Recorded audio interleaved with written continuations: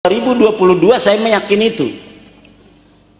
Sampai tahun 2017 dari Naqobah Ansab Aulia Tis'ah datang ke saya bahwa Kiai, ini saya menemukan sebuah manuskrip yang menyatakan bahwa Sunan Gunung Jati bukan dari Ba'alwi. Saya tolak, tidak bisa, karena saya memiliki manuskrip. Sekarang manuskripnya aslinya masih ada di museum Sri Baduga Maharaja yang ada di Bandung. Ini fotonya. Di situ ada nama Ba'alawi dalam silsilah Sunan Gunung Jati. Tapi itu Kiai katanya kayaknya manusia palsu, itu kata orang-orang Naat itu dari Madura. Saya belum menerima tahun 2017 itu. Tapi ketika ada narasi-narasi kebencian dari para habib kepada pemimpin-pemimpin bangsa, kepada presiden kita, kepada ulama-ulama Nahdlatul Ulama, saya jadi penasaran dengan nasab mereka. Kok turunan Nabi mencaci maki presiden? Luar biasa, sepertinya presiden tidak ada kehormatan.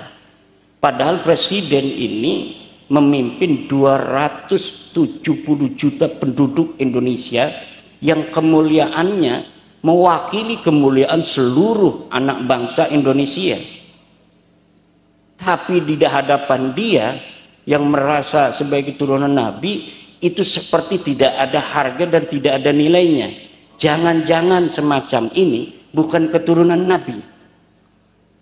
Waktu itu saya memeriksanya hanya person per person saja. Jadi yang mencaci maki itu saja yang saya periksa nasabnya. Setelah saya periksa nasab dua orang, Rizik Syihab dan Bahar Smith, dari mana itu dia menukil pendapat Ibnu Hajar? Tidak ada, hanya kebohongan saja.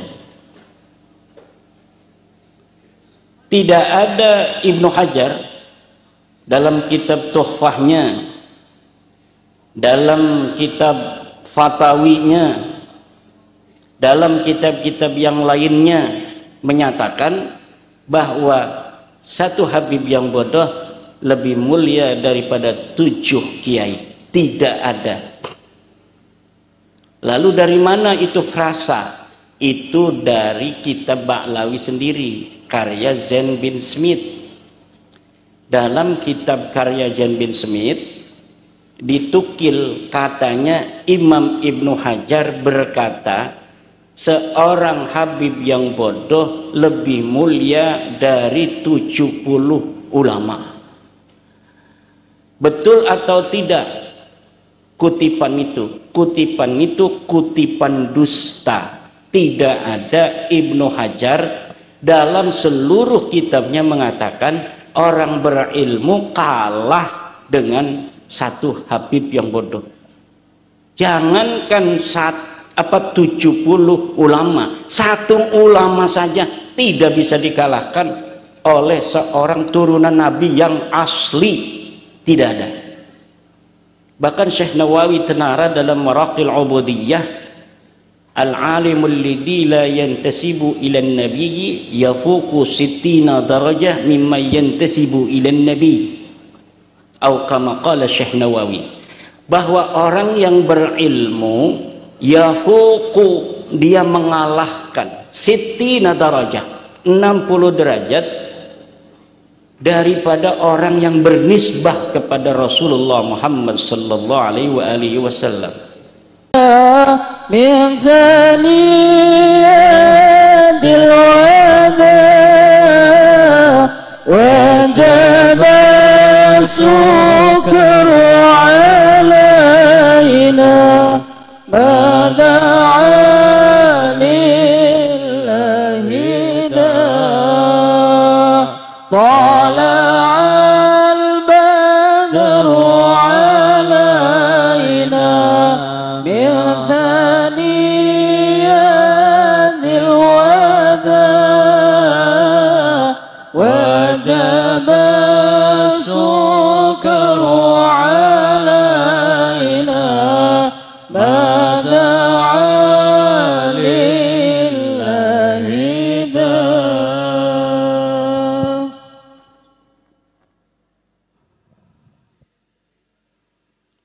Assalamualaikum warahmatullahi wabarakatuh.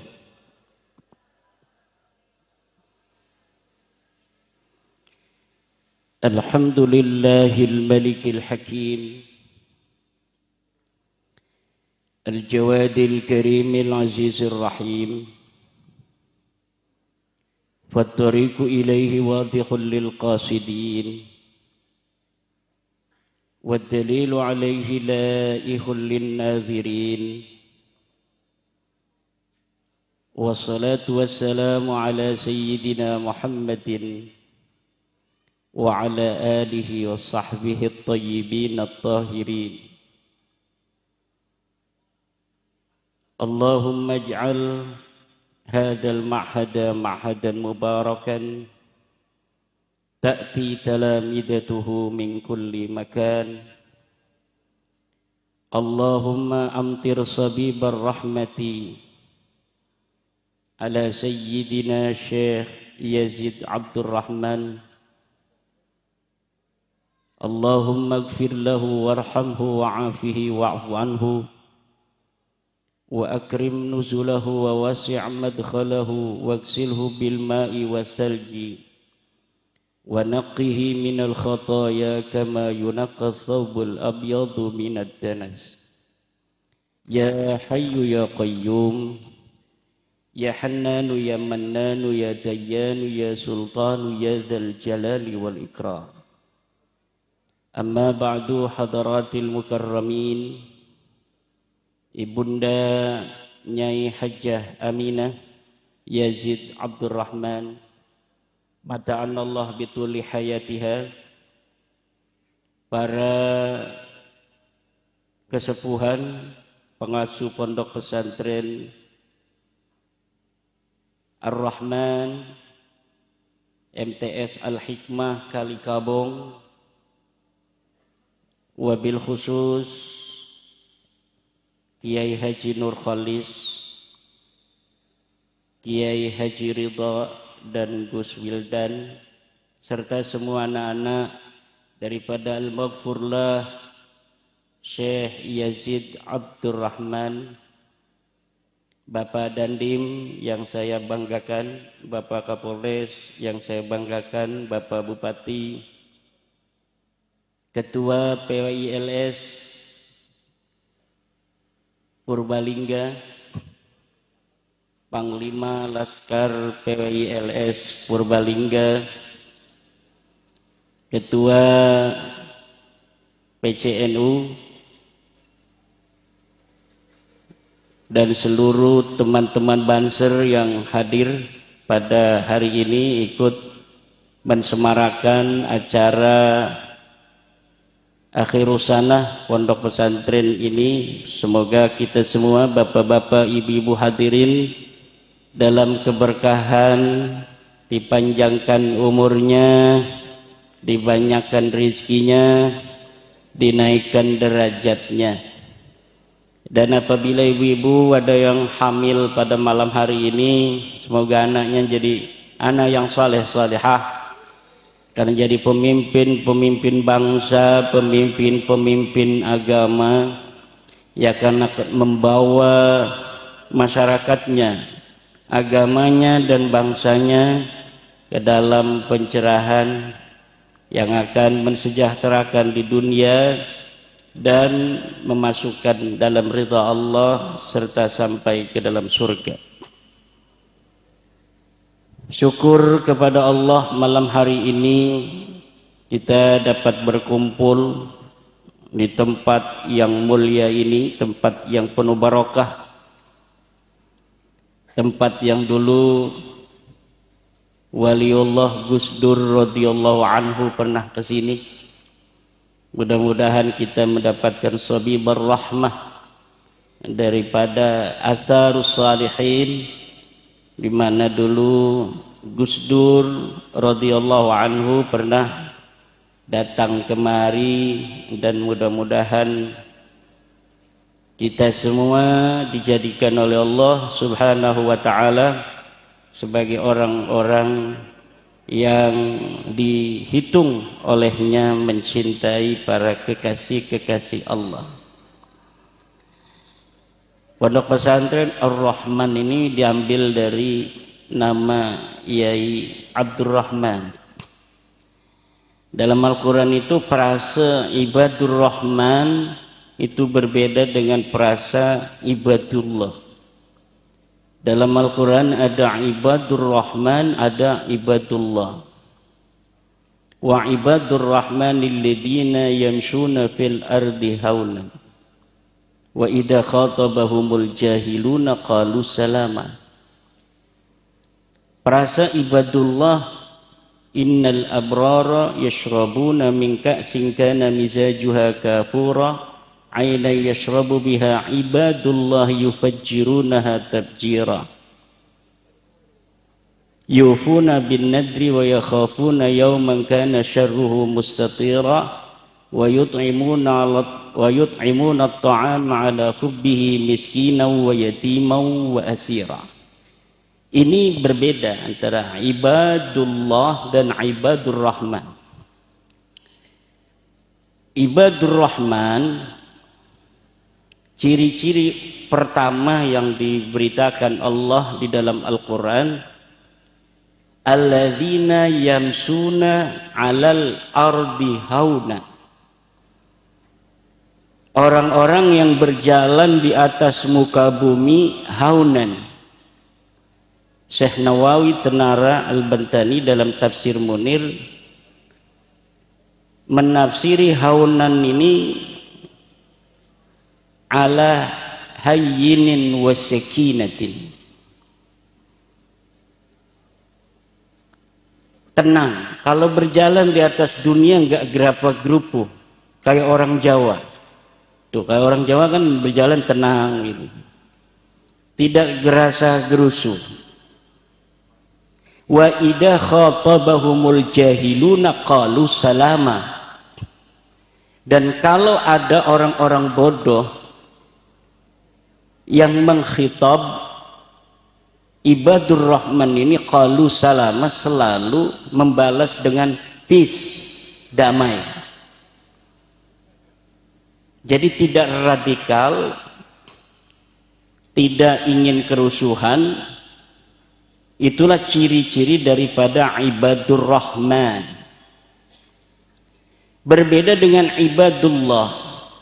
Nah, ibadullah ini mempunyai ciri-ciri utama yang tadi saya bacakan di dalam Al-Quran, bahwa ibadullah ini disebut juga al-abrar, orang-orang yang senantiasa berbuat baik. Innal abrara yashrabuna min ka'sin kana mizajuha kafura ayna yashrabu biha ibadullahi yufajjirunaha tafjira. Cirinya apa? Yufuna, menepati janji, menepati nada.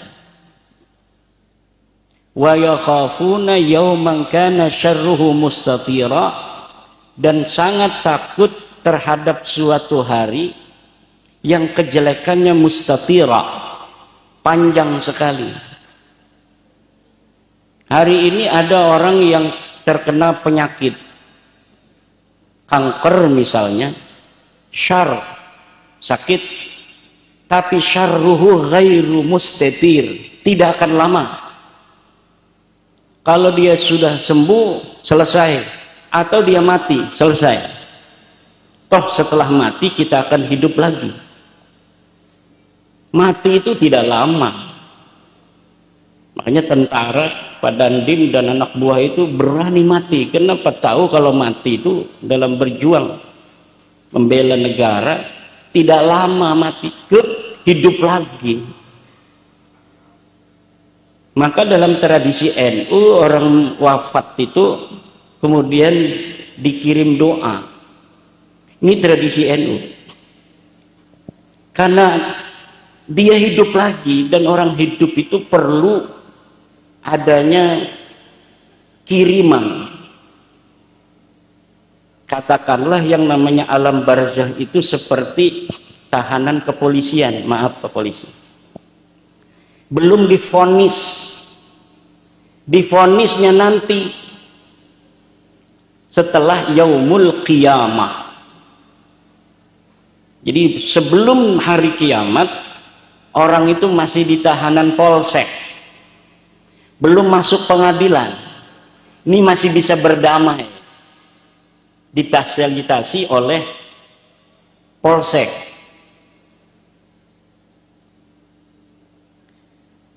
Ketika kita orang tua meninggal, atau saudara kita atau keluarga kita siapapun, orang NU biasanya 7 hari tahlil. Tahlil ini katanya bid'ah, karena nggak ada di zamannya Nabi tahlil-tahlilan. Majmu'u tahlil memang tidak ada di zaman Nabi, tetapi ajza'ut tahlil ini semuanya ada dalilnya. Pertama, orang tahlil itu kumpul itu apa? Dalilnya silaturahmi. Yang kedua, baca hadarat, baca Fatihah, Iqra'ul Qur'an, ada dalilnya, bacalah Al-Quran. Faqra'u ma tayassara minal Qur'an. Kemudian membaca tahlil, la ilaha illallah, la ilaha illallah. Ada dalilnya apa tidak? Ada dalilnya. Man qala la ilaha illallah dakhalal jannah. Makanya orang Wahabi bingung kalau ditanya, katanya yang namanya tahlil itu bid'ah. Setiap bid'ah itu dolalah, sesat. Kalau sesat berarti masuk neraka. Kullu dolalatin finnar. Sekarang saya tanya, wahai Wahabi, kalau orang lagi tahlil, kemudian sedang baca la ilaha illallah, la ilaha illallah, lalu dia mati, kira-kira masuk surga apa masuk neraka? Gak bakal bisa jawab dia. Hanya orang yang ba'idun minar rahmah yang mengatakan orang sedang membaca la ilaha illallah itu akan masuk neraka. Kalau orang lagi tahlil, kemudian dia baca Fatihah, a'udzu billahi minasyaitonir rajim, bismillahirrahmanirrahim, alhamdulillahi rabbil alamin, plak mati. Kira-kira masuk surga apa masuk neraka? Jawab. Diem aja ngerokok PWI. Orang baca Fatihah mati, masuk surga apa neraka? Surga. Siapa orang yang bilang orang baca Fatihah mati masuk neraka? Kemudian ada berkat. Apa berkat itu? Tasaddaqu, perintah bersedekah. Jadi walaupun tradisi tahlil yang ada di Nahdlatul Ulama itu tidak ada majmu', dalilul majmu', dalil keseluruhannya, tapi kalau dia diperinci, ditafsil, di ajza, semuanya ada dalilnya.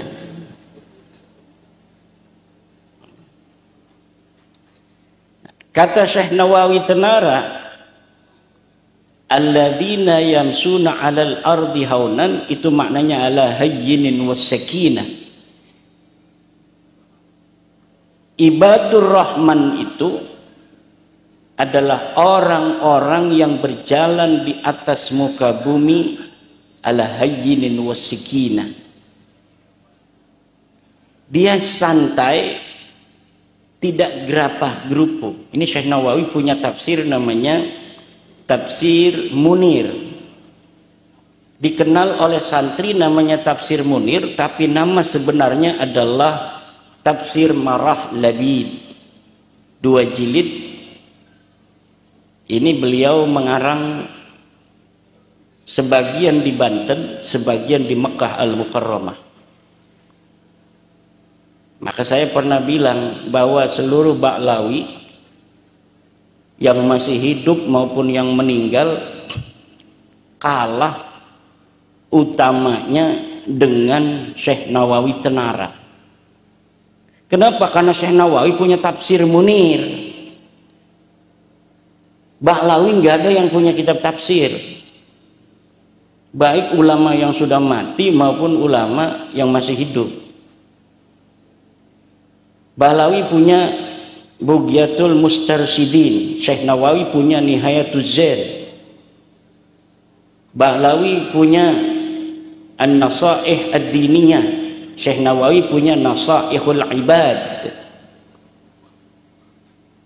Bahlawi punya Risalatul Muawanah, Syekh Nawawi punya Maraqil Ubudiyah, Bahlawi punya Safinatus Shalah, Syekh Nawawi punya Bahjatul Wasail.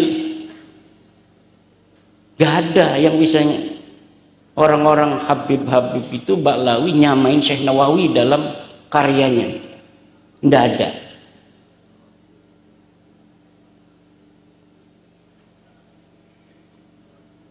Kan mereka yang selalu mengunggul-unggulkan, ini lebih utama Pakai Muqaddam daripada Syekh Abdul Qadir Jailani, Kiai Ridho, Kiai Nurholis, Kiai NU, 70 kiai kalah dengan satu Habib yang bodoh.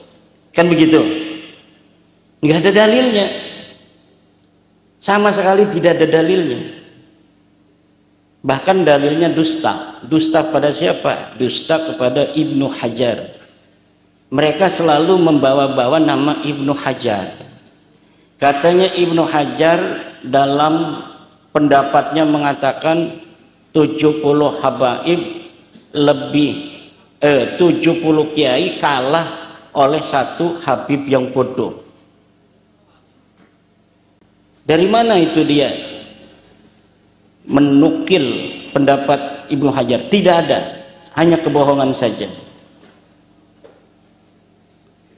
Tidak ada Ibnu Hajar dalam kitab Tuhfahnya, dalam kitab Fatawinya, dalam kitab-kitab yang lainnya menyatakan bahwa satu Habib yang bodoh lebih mulia daripada 7 kiai. Tidak ada. Lalu dari mana itu frasa? Itu dari kitab Bahlawi sendiri, karya Zain bin Smith. Dalam kitab karya Zain bin Smith ditukil katanya Imam Ibnu Hajar berkata, seorang Habib yang bodoh lebih mulia dari 70 ulama. Betul atau tidak kutipan itu? Kutipan itu kutipan dusta. Tidak ada Ibnu Hajar dalam seluruh kitabnya mengatakan orang berilmu kalah dengan satu Habib yang bodoh. Jangankan 70 ulama, satu ulama saja tidak bisa dikalahkan oleh seorang turunan Nabi yang asli. Tidak ada. Bahkan Syekh Nawawi Tenara dalam Maraqil Ubudiyah, al-alimul lidhi la yantasibu ilan nabiyyi yafuqu 60 darajah mimma yantasibu ilan nabi, atau kama qala Syekh Nawawi, bahwa orang yang berilmu yafuqu, dia mengalahkan 60 darajah, 60 derajat daripada orang yang bernisbah kepada Rasulullah Muhammad sallallahu alaihi wasallam. Begitu pula ulama-ulama yang lain, semacam Imam Al-Bujairimi mengatakan yang sama dengan Syekh Nawawi Tenara. Termasuk Ibnu Hajar. Lihat ini para santri, periksa dalam fatwa atau fatawi Ibnu Hajar, bagaimana pendapat Ibnu Hajar tentang kemuliaan ilmu dan kemuliaan siyadah, keturunan Nabi asli. Ini yang asli, bukan yang palsu. Kata Syekh Ibnu Hajar bahwa anak perempuan seorang alim tidak sekufu dibanding dengan anak seorang sayyid turunan Nabi yang asli yang bodoh. Jadi bapaknya sayyid ini bodoh, punya anak laki-laki. Di sini ada anaknya kiai punya anak perempuan, maka ini adamul kafaah bainahuma, tidak satu derajat di dalam pernikahan. Apabila perempuan anak kiainya ini tidak rela, apabila dia tidak suka, maka bapaknya tidak boleh mengijbar. Kan di dalam madzhab Syafi'i ada yang disebut wali mujbir. Mahwal waliyul mujbir. Wali mujbir adalah seorang ayah dan kakek yang bisa mengawinkan anak perawan tanpa seizin daripada anak perawannya itu, dengan syarat dinikahkan dengan orang yang berprestasi, yang satu kufu.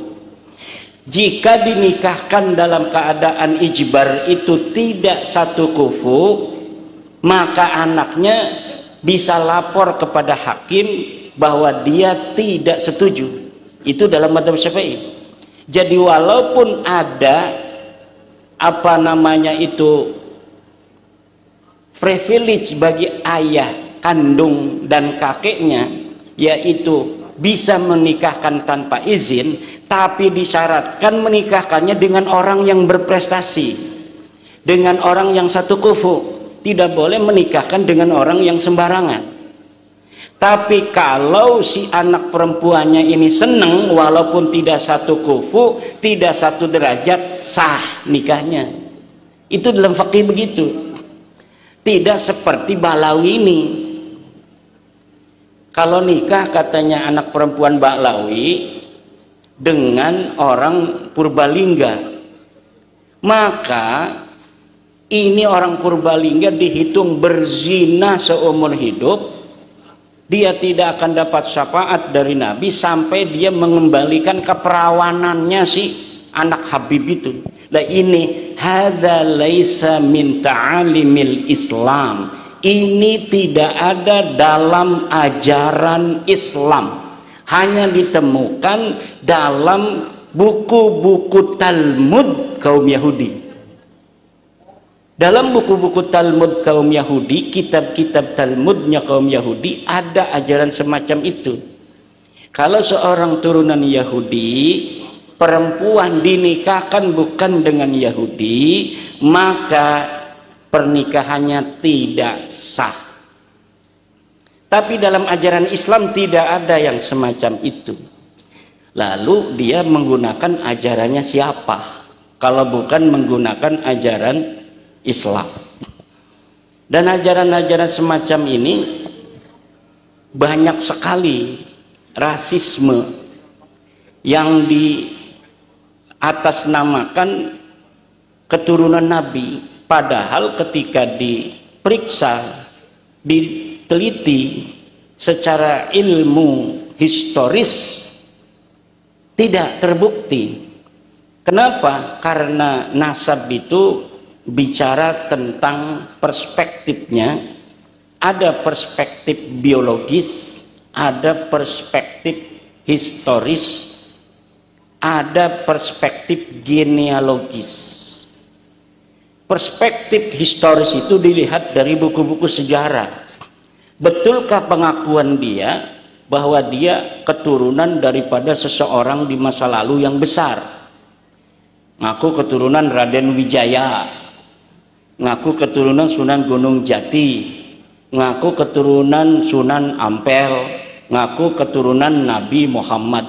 Ini perlu adanya masdarun awwaliyun, bukti primer. Bukti itu ada bukti primer, ada bukti sekunder, ada bukti tersier.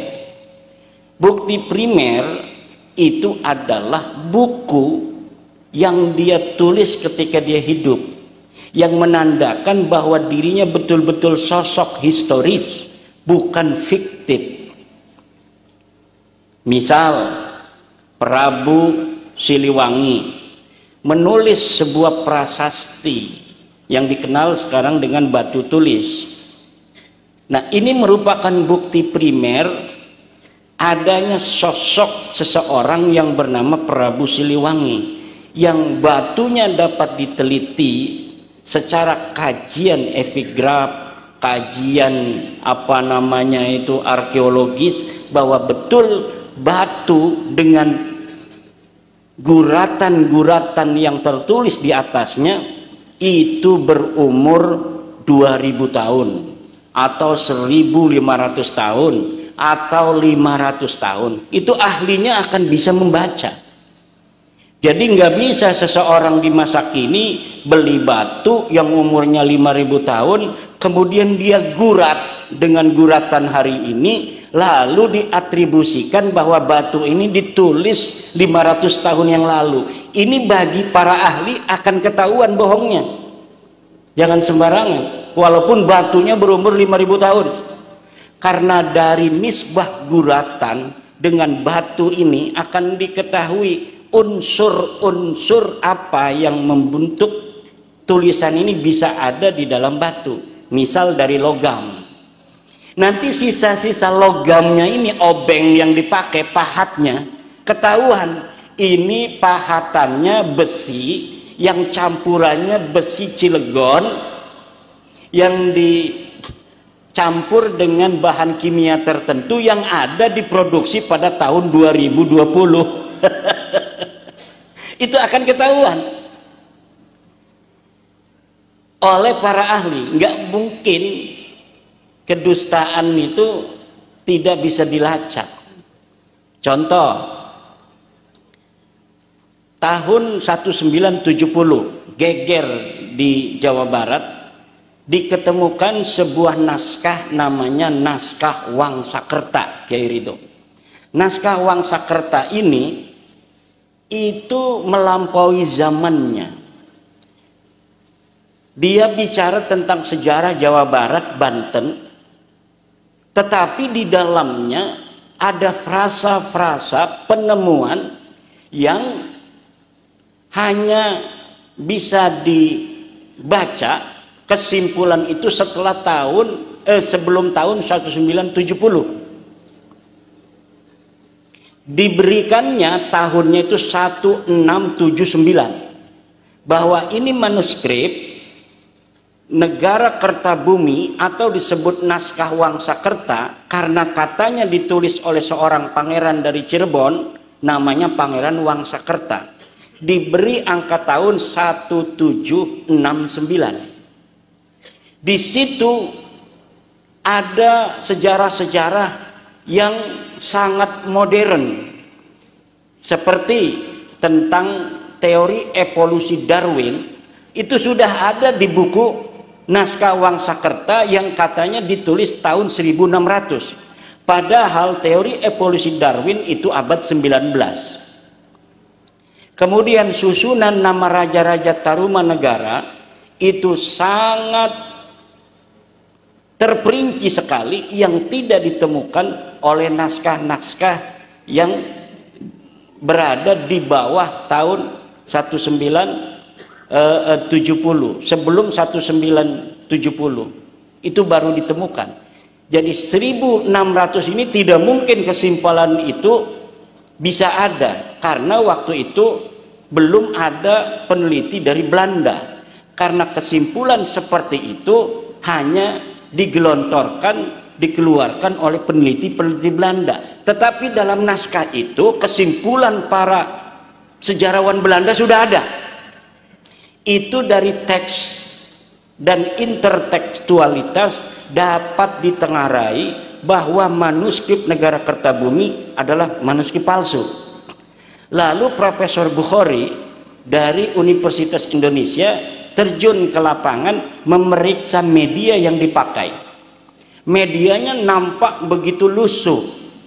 Sepertinya ini manuskrip memang secara pandangan mata ini dibuat tahun 1600-an. Tapi ketika seorang ahli seperti Profesor Bukhari itu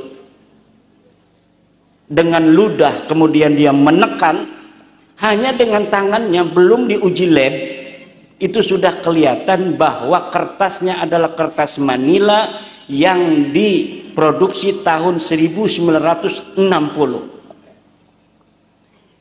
Dan dari naskah ini pula lah saya dulu terjebak. Karena naskah Wangsakerta atau disebut dengan nama negara Kertabumi ini, di dalamnya selain menulis tentang sejarah kerajaan masa lalu di abad 1 Masehi, yaitu kerajaan Salakanegara, dilanjutkan abad 5 Masehi kerajaan Tarumanegara, selanjutnya kerajaan Pajajaran. Di sana juga mencakup sejarah Kesultanan Cirebon dan Kesultanan Banten.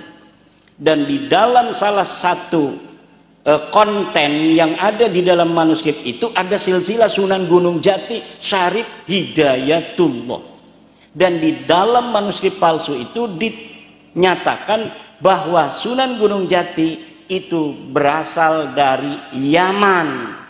Bapaknya namanya Abdullah bin Ali Nurul Alam, terus ke Abdullah Azmatkan, terus ke Ba'alawi. Jadi satu marga dengan Habib-Habib itu. Itu sampai tahun 2022 saya meyakini itu.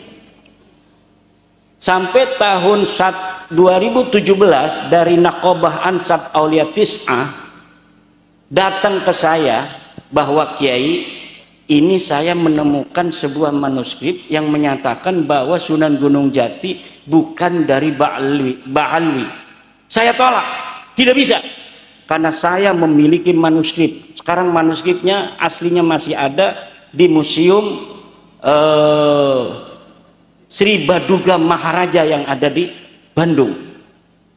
Ini fotonya. Di situ ada nama Ba'alawi dalam silsilah Sunan Gunung Jati. Tapi itu Kiai katanya kayaknya manusia palsu, itu kata orang-orang Naat itu dari Madura. Saya belum menerima tahun 2017 itu. Tapi ketika ada narasi-narasi kebencian dari para habib kepada pemimpin-pemimpin bangsa, kepada presiden kita, kepada ulama-ulama Nahdlatul Ulama, saya jadi penasaran dengan nasab mereka. Kok turunan Nabi mencaci maki presiden? Luar biasa, sepertinya presiden tidak ada kehormatan. Padahal presiden ini memimpin 270 juta penduduk Indonesia yang kemuliaannya mewakili kemuliaan seluruh anak bangsa Indonesia. Tapi di hadapan dia yang merasa sebagai turunan Nabi itu seperti tidak ada harga dan tidak ada nilainya. Jangan-jangan semacam ini bukan keturunan Nabi. Waktu itu saya memeriksanya hanya person per person saja. Jadi yang mencaci maki itu saja yang saya periksa nasabnya. Setelah saya periksa nasab dua orang, Rizik Syihab dan Bahar Smith, itu kemudian kesimpulannya di luar dugaan. Ternyata bukan hanya dua orang ini yang bukan keturunan Nabi. Semua orang yang bernasab kepada Alwi bin Ubaidillah ini bukan keturunan baginda Nabi besar Muhammad sallallahu alaihi wasallam. Dilihat dari ilmu sejarah, tidak ada sama sekali. Mereka baru mengaku pada abad ke-9 Hijriah. Sekarang kan abad ke-15 Hijriah. Mereka mengaku di abad 9 Hijriah tentang leluhurnya yang namanya Alwi yang ada di abad ke-5 Hijriah. Alwi ini punya ayah namanya Ubaid, ada di abad ke-4 Hijriah, 383 Hijriah. Ini leluhur mereka ini katanya keturunan Nabi dari seorang turunan Nabi asli namanya Ahmad bin Isa. Saya periksa Ahmad bin Isa di dalam kitab-kitab sezaman yang satu masa dengan Ahmad bin Isa, tidak ada Ahmad bin Isa mempunyai anak namanya Ubaid ini. Tidak ada Ahmad bin Isa punya punya cucu namanya Alwi. Tidak ada sama sekali. Sedang kitab-kitabnya di zaman itu abad ke-4 banyak sekali. Imam Syafi'i kan abad ke-2 Hijriah. Beliau wafat di awal abad ke-3, 204 atau 205 Hijriah. Itu kitabnya masih ada sampai sekarang. Ubaid ini itu adanya di abad 4. Tentu lebih banyak lagi yang dikarang oleh ulama-ulama di Yaman pada saat itu. Kita periksa satu persatu daripada kitab-kitab yang menyebut kota Yaman, yang menyebut Kabupaten Tarim. Di situ disebutkan dalam kitab Tabaqat Fuqaha'il Yaman, siapa-siapa saja ulama yang ada di Tarim. Tidak ada nama-nama yang disebut sebagai leluhur habaib itu tercatat sebagai orang sosok historis yang ada di abad itu. Tidak ada. Padahal ulama-ulama biasa ditulis. Nah, yang katanya ulama besar seperti Muhammad Shahid Mirbat itu ulama besar, katanya mujtahid mutlak. Ternyata sama sekali tidak dicatat di dalam kitab yang menerangkan ulama-ulama Tarim dan ulama-ulama Yaman. Misalnya begini, sekarang kan tahun 2025. Tahun 2025 ini di Purbalingga ada orang mencatat, misalnya Pak Agus Sukoco. Pak Agus Sukoco itu kan penulis di Purbalingga yang sudah terkenal. Dia nulis sejarah ulama-ulama di Purbalingga. Satu, Kiai Yazid Abdurrahman. Dilanjutkan oleh Kiai Ridho, segala macam. Ditulis ulama-ulama Purbalingga. 300 tahun kemudian ada orang meneliti Purbalingga. Siapa sih ada ulama-ulama yang hidup di tahun 2025? Dengan menggunakan naskah sezaman dengan tahun 2025 ini yang tulisan daripada Paba Agus Sukoco. Ditemukan manuskripnya. Oh, masih ada tuh di perpustakaan Arsip Nasional, misalnya buku karya Bapak Agus Sukoco yang menerangkan nama ulama-ulama Purbalingga. Oh, memang disebutkan ada kiai namanya Kiai Ridho. Betul, dia disebutkan di situ putra daripada Kiai Yazid Abdurrahman, kiai yang katanya galak pada masanya. Saya ada yang bisikin, Kiai Yazid ini nggak kayak Kiai Ridho begini halus. Kiai Yazid orangnya galak katanya. Kalau Kiai Ridho halus nih, nurut ibunya genetiknya, mitokondrianya kuat ini. Karena DNA itu ada DNA parental, ada paternal, ada mitokondria. Kalau paternal itu kita ingin mengetahui leluhur kita, ayah bin ayah bin ayah bin ayah bin ayah bin ayah bin ayah sampai Nabi Adam alaihissalam. Itu bisa terdeteksi. Kalau mitokondria itu kita ingin mengetahui ibu kita, punya ibu, punya ibu, punya ibu, punya ibu, punya ibu sampai Siti Hawa. Kalau parental zigzag.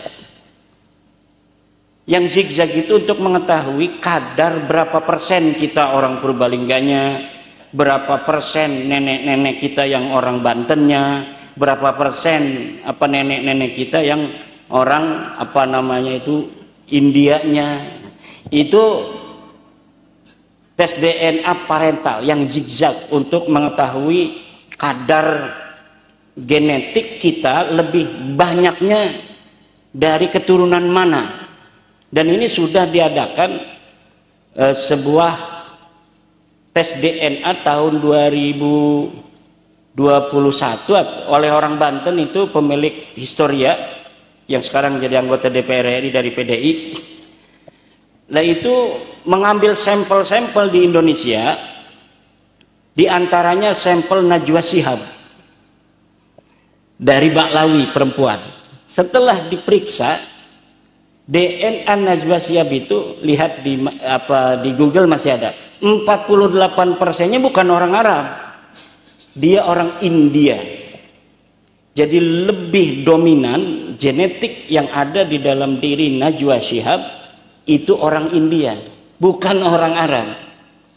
Nah, itu untuk mengetahui persentase genetik dari suku apa saja yang mempengaruhi seseorang. Ini saya ini sekarang tinggalnya di Banten, tapi silsilahnya itu lari kemana-mana. dari Wonosobo ada. Mungkin kalau sudah Wonosobo ada, yang terdeteksi itu dari nama Kiai Ageng Wonosobo, ada dari Maduranya ada dari Prabu Siliwanginya, ini yang paling banyak kali. Ada dari Cirebonnya, ada dari Acehnya. Tapi belum tes DNA. Karena saya bilang kalau tes DNA mau ngapain kita? Mau hebat-hebatan nih tes DNA saya. Kamu harus tunduk pada saya. Kamu tes DNA-nya G, saya J1. Kan nggak begitu juga. Nah, dari situ ada hasil-hasil tes DNA di Family Tree DNA yang hari ini bisa diakses di internet. Coba bapak-bapak, ibu-ibu, punya HP enggak bu? Bu punya HP enggak? Punya kan? Ketik di Google searching itu Family Tree DNA atau langsung aja Ba'alawi DNA. Itu akan keluar hasil dari Habib-habib yang sudah tes DNA. Hasilnya apa? G. Artinya apa itu G itu Kiai? Artinya G itu jangankan turunan Nabi, wong Arab duduk. Jangankan turunan Nabi, orang Arab aja bukan. Kalau orang Arab emang apa? Orang Arab itu J1. J1. Dari mana taunya? Dari sampel-sampel keluarga ring 1 yang ada di Saudi, dari keturunan raja-raja Mekah yang keturunan Nabi. Di dalam tradisi zaman Sultan Utsmaniyah itu, kan dulu kerajaannya namanya Kesultanan Utsmaniyah. Untuk Mekah itu gubernurnya harus keturunan Nabi. Dari masa lalu. Mulai ganti itu hanya ketika 1924 Sultan Abdul Hamid Kairo, Istanbul, dikalahkan oleh Inggris Prancis, sehingga kemudian gubernur Mekah bukan dari turunan Nabi lagi, diganti oleh Raja Saud, dari keluarganya Raja Saud. Tetapi hak mereka tetap diberikan oleh kerajaan.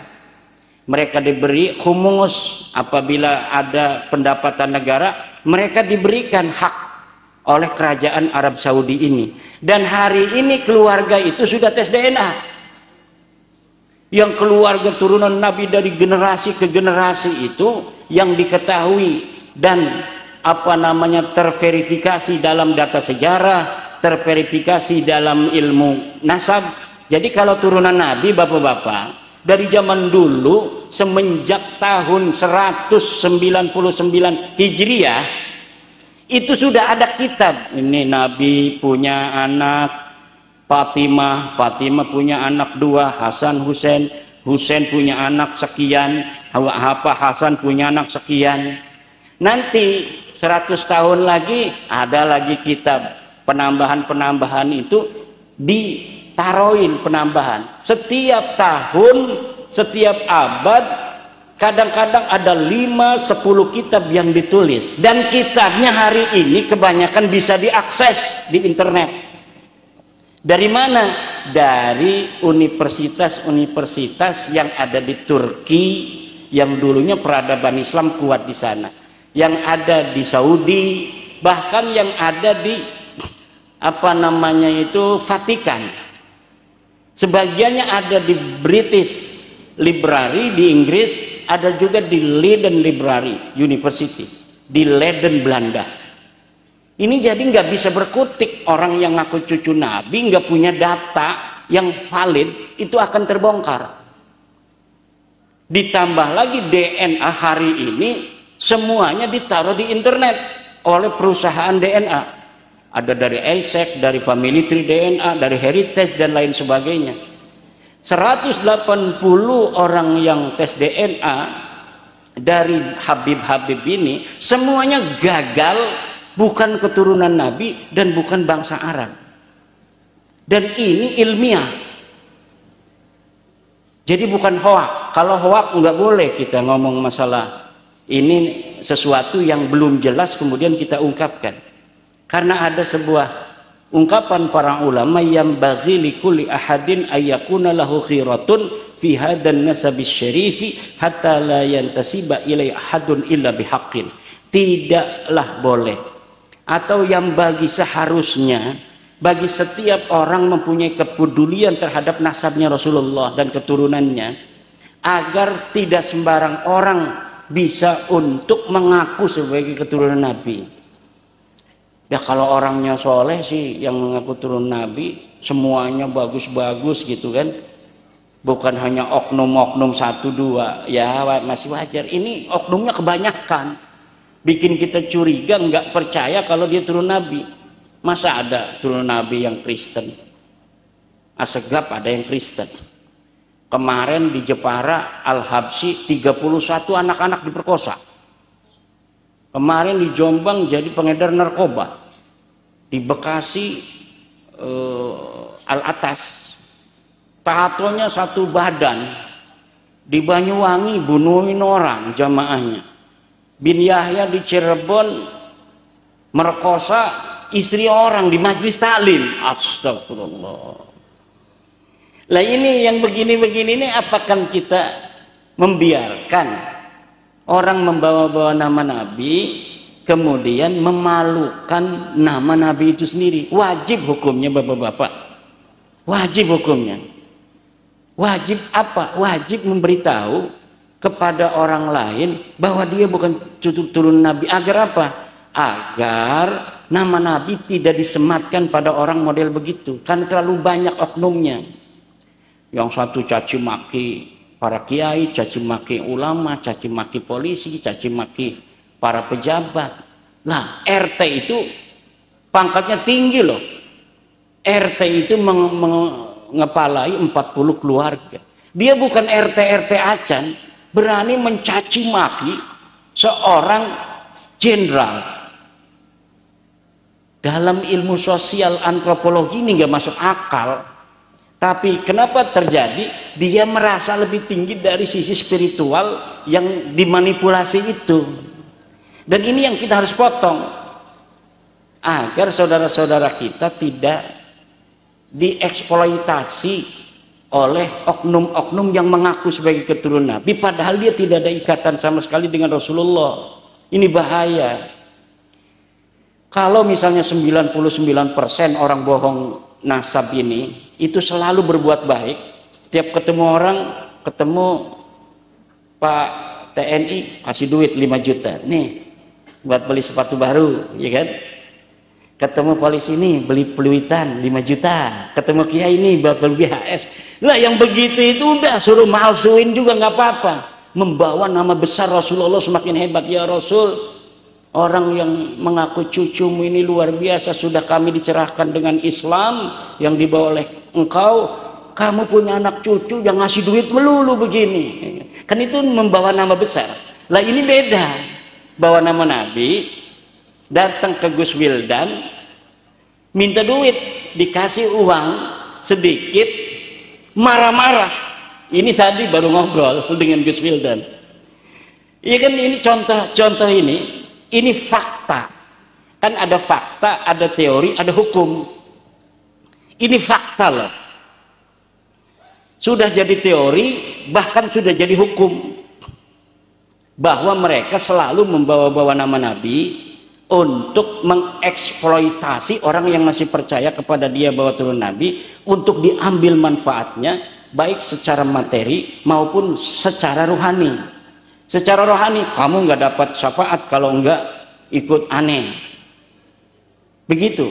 Nah ini yang harus dipotong. Wajib bagi semua ulama untuk memagari umatnya agar tidak dibodohi oleh orang-orang yang mengaku-ngaku keturunan Nabi, padahal dirinya tidak ada sama sekali kaitan dengan baginda Nabi. Nah, PWILS ini mohon maaf Pak polisi, dibentuk bukan dalam rangka untuk membuat kerja Pak polisi semakin sibuk, bukan. kami ingin mempunyai andil dalam kehidupan kami untuk memberi pencerahan terhadap masyarakat kami, terutama warga NU. Karena yang percaya akan penghormatan terhadap keturunan Nabi itu hanya orang NU. Orang Muhammadiyah itu sudah agak modern.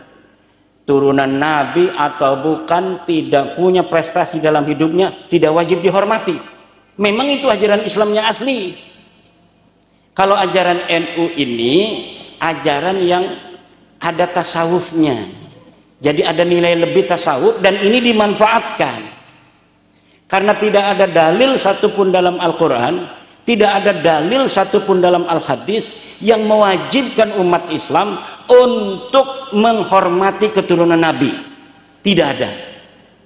Yang ada itu adalah menghormati ahli baitnya Nabi, keluarga Nabi yang ada pada masanya. Siapa dia?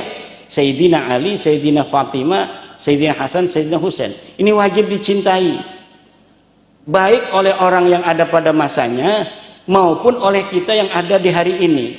Kenapa? Karena di hari ini pun banyak orang yang mencaci 4 orang ini. Kenapa? Ajaran daripada konstelasi politik masa lalu yang kemudian menjadi ideologi ajaran kepada merambah kepada ideologis. Jadi bukan hanya tentang politik di masa lalu yang berseberangan, kemudian menjadi dogma ajaran agama. Dari orang-orang Wahabi lebih mengutamakan Sayyidina Abu Bakar, Umar, Utsman. Dari orang Syiah lebih mengutamakan Sayyidina Ali, menantu Nabi dan keluarga Nabi. Nah, dogma ini kemudian sampai saat ini melahirkan Wahabi, di sini melahirkan Syiah. NU ada di tengah-tengah. Ahlussunnah wal Jamaah Asy'ariyah mencintai keluarga Nabi dan menghormati para sahabat Nabi. Nah, dari konteks mencintai keluarga Nabi, ada yang menafsiri keturunannya pun masuk ke dalam keluarga Nabi.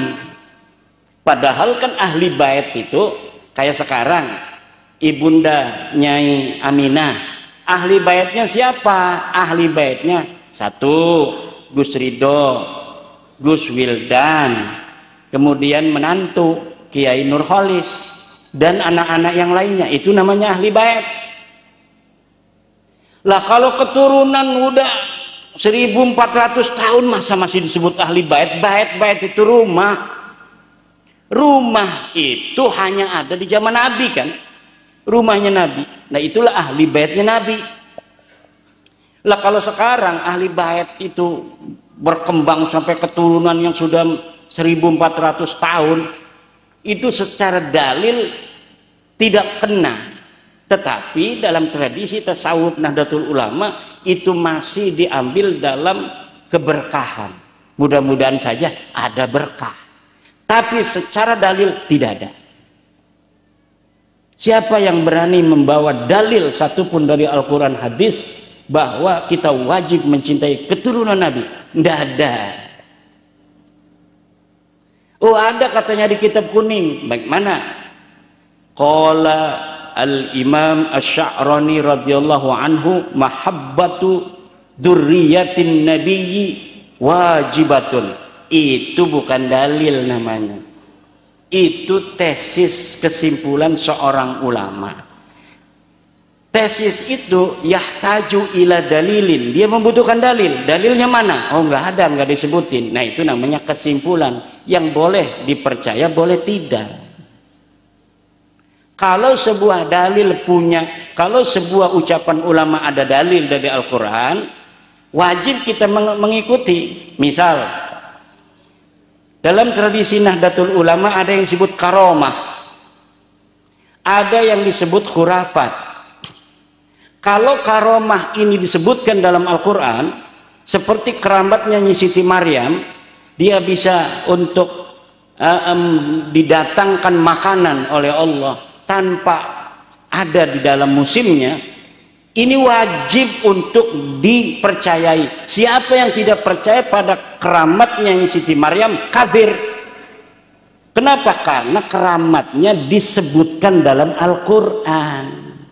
Siapa orang yang tidak percaya pada keramatnya Asyid bin Barhaya, yang dia mengatakan bisa membawa singgasananya Ratu Balqis ke Raja Sulaiman dalam satu kali kedipan mata, tidak percaya hari ini kita pada keramatnya Asyid bin Barhaya itu, kafir. Kenapa? Karena keramatnya itu ada di dalam Al-Quran. Siapa yang tidak percaya pada keramatnya Ashabul Kahfi yang bisa tidur 300-an tahun itu, maka dia kafir. Kenapa? Karena keramatnya Ashabul Kahfi disebutkan dalam Al-Quran. Siapa yang tidak percaya keramatnya Faqih Muqaddam dapat mi'raj 70 tahun, maka barokah itu. Kenapa? Karena keramat itu bukan keramat, namanya khurafat. Apa bedanya keramat dan khurafat? Kalau keramat adalah kemuliaan yang diberikan oleh Allah kepada hambanya yang bertakwa berupa hal-hal yang di luar adat kebiasaan. Biasanya yang namanya telur bisa mateng kalau digoreng. Ini dikasih sama kiai kita, baru keluar dari bebek, diambil, makan. Kemudian kita ambil, udah mateng. Nah, itu keramat. Keramat itu dipercaya atau tidak tergantung dari riwayat. Keramat bisa dipercaya atau tidak tergantung dari riwayat. Kalau riwayatnya ini terpercaya, baru satu generasi misalnya yang ngelihat juga banyak orang mutawatir begini. Misalnya saya lagi ceramah, setelah saya lagi ceramah, saya ini apa namanya, jampe ini aqua ditumpahin ke gelasnya Kiai Ridho. Semua orang menyaksikan, jalan sendiri nih ya, ding ding ding ding ding ding semut gitu. Nah, itu disaksikan orang banyak. Ini ribuan yang hadir, belum yang di belakang yang pakai layar. Nah, ini mutawatir, ini qat'i. Orang yang tidak mempercayainya itu mukabarah. Orang yang melawan kebenaran karena riwayatnya qat'i. Tapi kalau keramat-keramat atau bukan keramat, nggak boleh kita bilang keramat. Khurafat-khurafat yang sering kita lihat di YouTube dari Ba'lawi, bahwa kakeknya bisa mi'raj 70 kali ke langit. Dari mana taunya? Siapa yang meriwayatkan? Oh, dalam kitabnya Ali Asakron, ada di abad 9 Hijriah. Faqih Muqaddamnya ada di abad berapa? Oh, dia meninggal 653 Hijriah. Berapa ratus tahun jangkanya antara Faqih Muqaddam dan Ali Asakron, orang yang pertama mencatatnya? Oh, sekian ratus tahun, 300-an tahun misalnya. Lalu dari mana Ali Asakron mendapat riwayat itu? Dia tidak menyebutkannya. Pokoknya kita wajib percaya. Nggak bisa. Itu namanya dusta. Itu bukan cerita keramat, itu namanya khurafat. Apa? Khurafat itu. Tapi cerita-cerita kewalian dan keramat Syekh Abdul Qadir Jailani itu orang yang masih hidupnya mencatat kitabnya.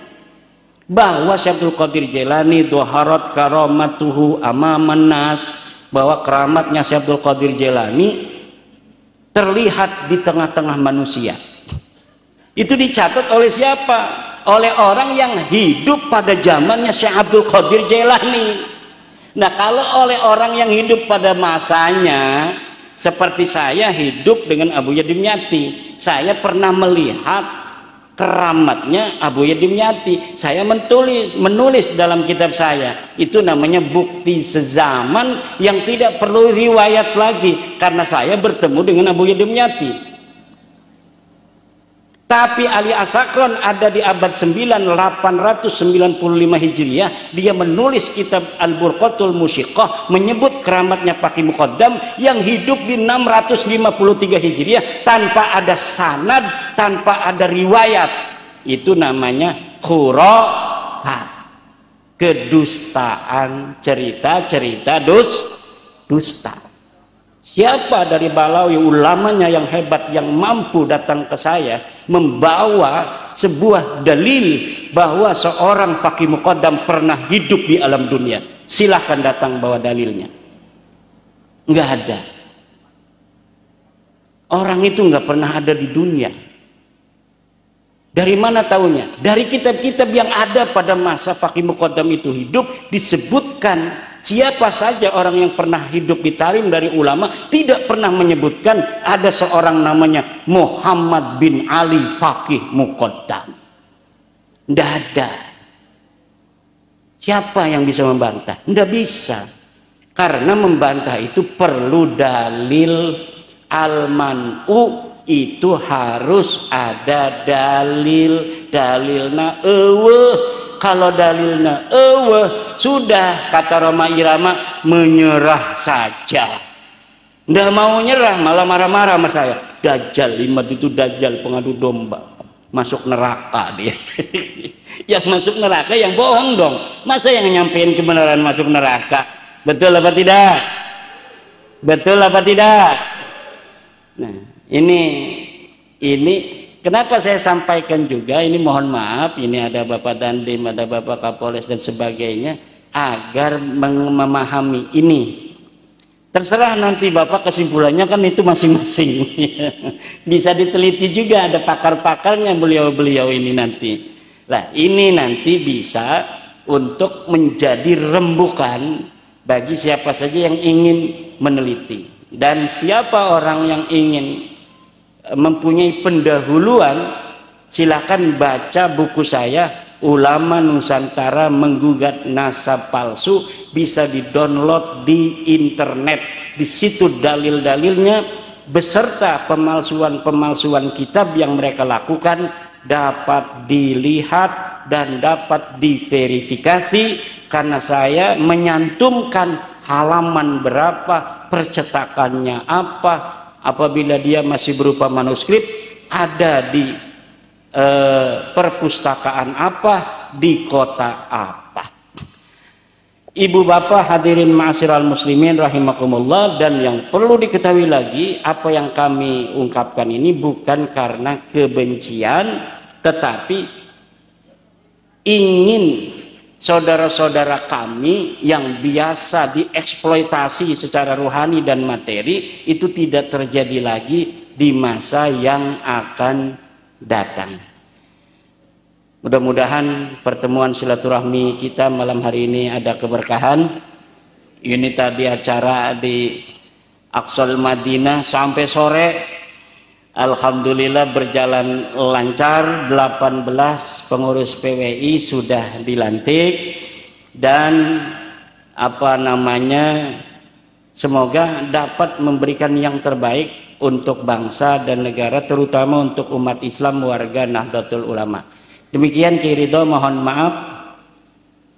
Mudah-mudahan silaturahmi saya ini mengandung keberkahan buat saya, dan mudah-mudahan ayahanda Syekhuna Kiai Haji Yazid Abdul Rahman, Allah tambah derajatnya di alam sana, dan anak cucunya mudah-mudahan jadi ulama, jadi pemimpin agama dan pemimpin negara. Demikian, mohon maaf. Wallahu huwal muwaffiqu ila aqwami thoriqin. Wassalamualaikum warahmatullahi wabarakatuh.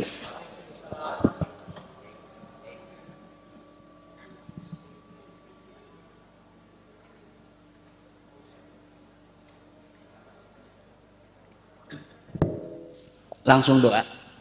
Mari kita sama-sama berdoa. Assalamualaikum ya ayuhan nabi wa rahmatullahi wa barakatuh. Assalamualaikum ahla baiti rasulillah. Assalamualaikum Sayyidina Ali. Assalamualaikum Sayyidatana Fatimah. Assalamualaikum Sayyidina Al-Hasan. Assalamualaikum Sayyidina Al-Husain. Assalamualaikum يا سيدي الشيخ عبد القادر الجيلاني يا سيدي الشيخ عبد القادر يا سيدي الشيخ يا سيدي الشيخ يا الله ببركة الشيخ عبد القادر اللهم إني أتوسل وأتوجه بنبيك المختار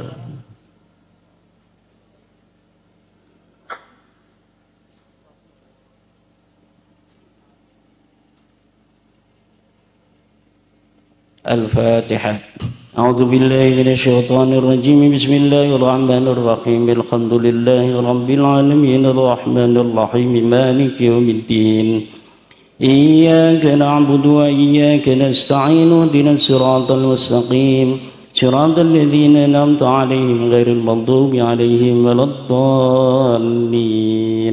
اللهم صل على سيدنا محمد في الأولين والآخرين وبارك وسلم ورضي الله تبارك وتعالى عن كل صحابة رسول أجمعين.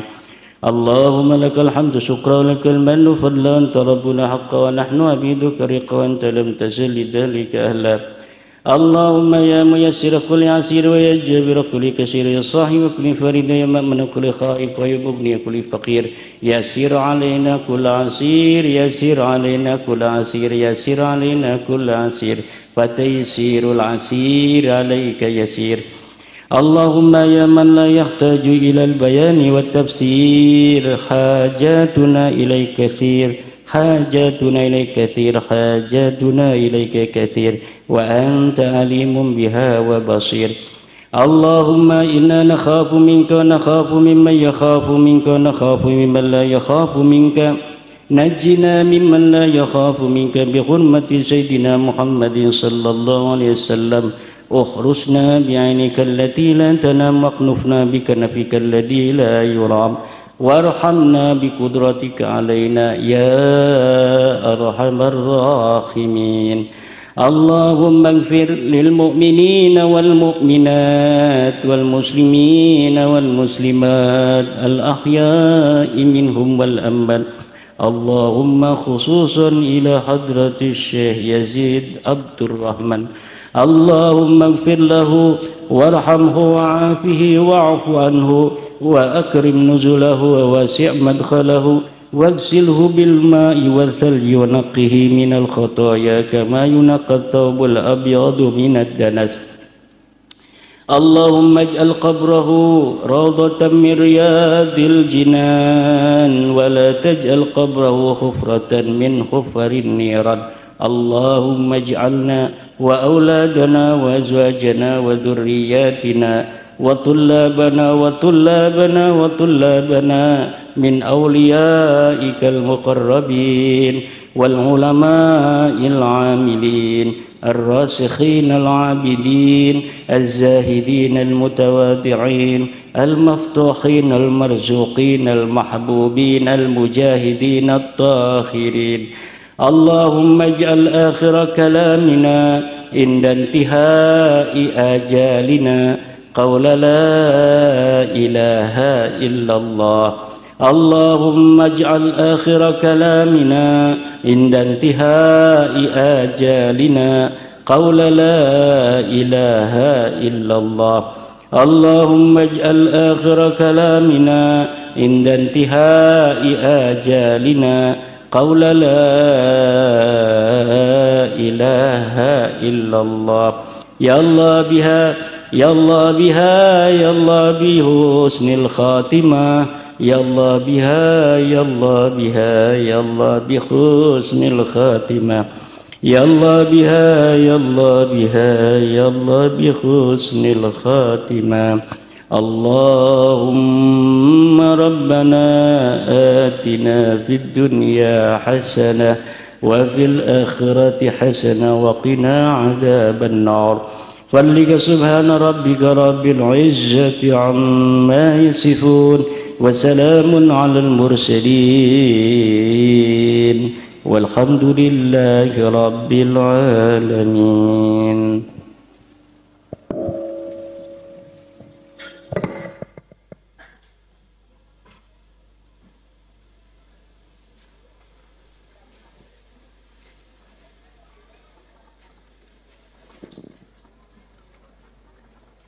Padanya kami hatur